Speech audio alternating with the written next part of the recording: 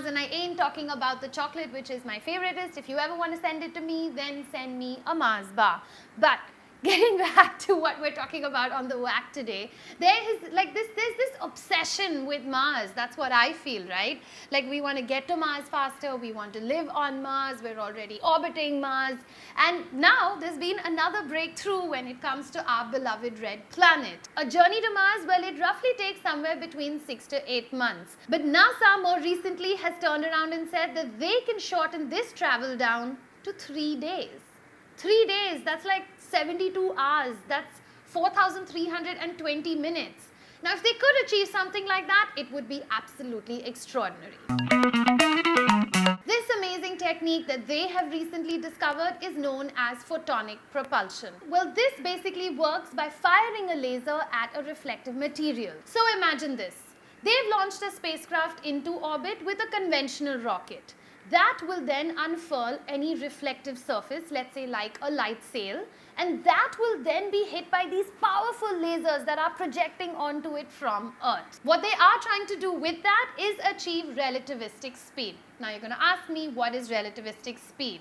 Relativistic speed is something that is very close in some kind of proportion to the speed of light. What these scientists are projecting is that this rocket could then reach about 30% of the speed of light. If these kind of speeds can actually be achieved, if a massive spacecraft carrying like a bunch of people can reach Mars in 3 days, can you imagine what mankind would do?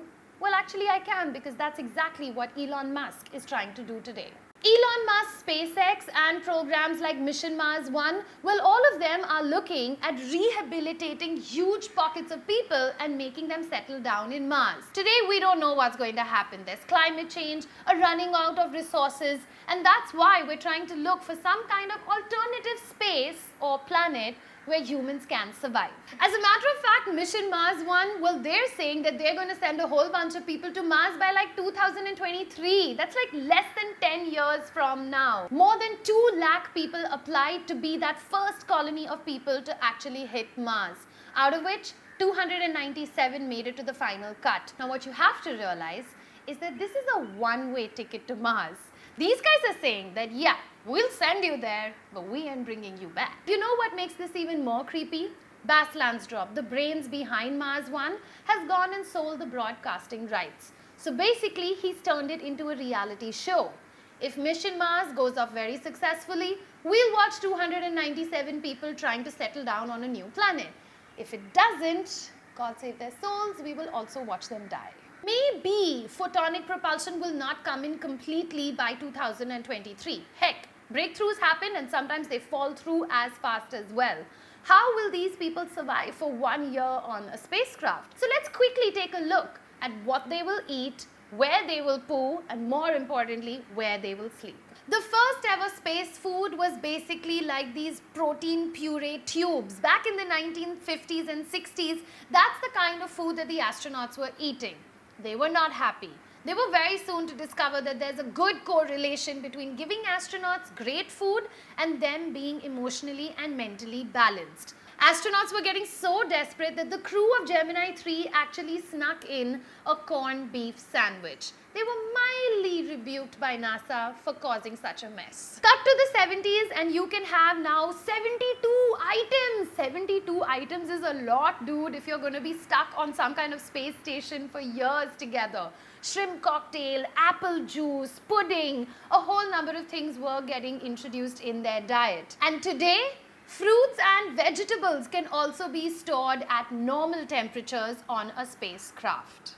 With different countries now getting into space, obviously food preferences started changing. When you think Italian, you can't help not think a good cup of coffee. And the Italians have done just that. They've developed a special coffee machine called as espresso, and it can also be used to boil some tea and hot chocolate. But I have to give it to the Koreans. They love their kimchi so much that they actually funded a project of $1 million to figure out how they could take their kimchi to space. But hands down, if I was on Mission Mars 1, then I want to have a whole bunch of Russians in my crew, because you have to check out their menu. They have over 300 dishes, and they're one of the only few international crews that gets to have 4 meals a day.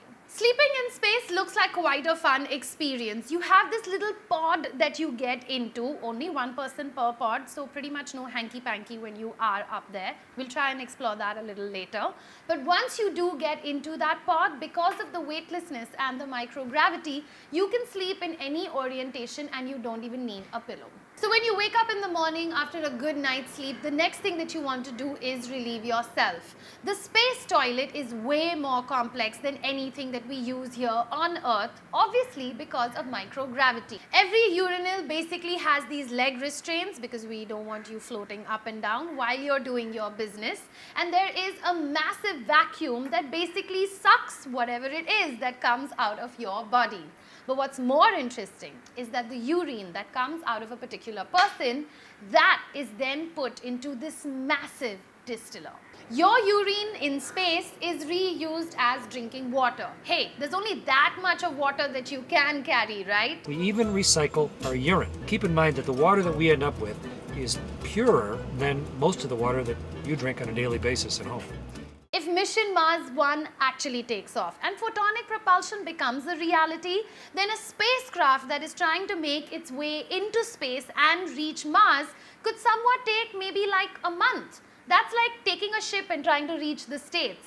The way that we look at space travel and the way that astronauts have been living, all of this will change. Space travel will start becoming more comfortable, maybe even more luxurious. There'll be economy, there'll be business, different things will happen with the way we travel in space. If you've just joined us, welcome to the tribe, buddy, because you're in for an awesome ride. And all you people from the tribe, I know you're already itching to write in the comment section below. There's a number of things I know I haven't explored because I'm waiting for you to share it with everyone in the tribe. I'll catch you again soon. Ciao. It's really time to clean this shit up. Every single case I've ever solved. Don't tell me I didn't warn you.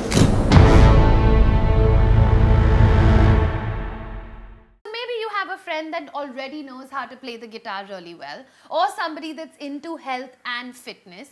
Get yourself a gym buddy, get yourself a partner, and maybe you can try and achieve that goal together. So many things that actually exist in the universe remain hidden from us because the light from them hasn't even reached us yet.